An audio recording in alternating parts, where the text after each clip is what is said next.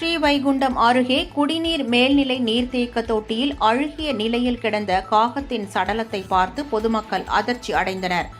தூத்துக்குடி மாவட்டம் ஏரல் தாலுகாவிற்கு உட்பட்ட ஆழ்வார் திருநகரி அருகே உள்ள ஆதிநாதபுரத்தில் 250க்கும் மேற்பட்ட குடும்பங்கள் வசித்து வருகின்றன.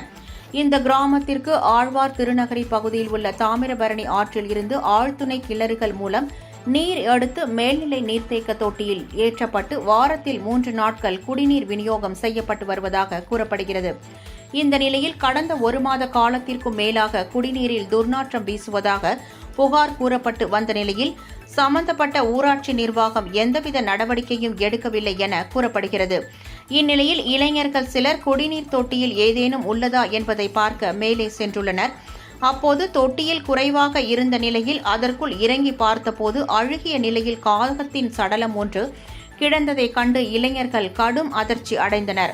மேலும் தொட்டிக்குள் இறங்கும் படிக்கட்டுகள் முழுவதும் பாசி பிடித்து மோசமான நிலையில் இருந்தது. நீண்ட நேர போராட்டத்திற்கு பின் காகத்தின் சடலத்தை அப்புறப்படுத்தினர்.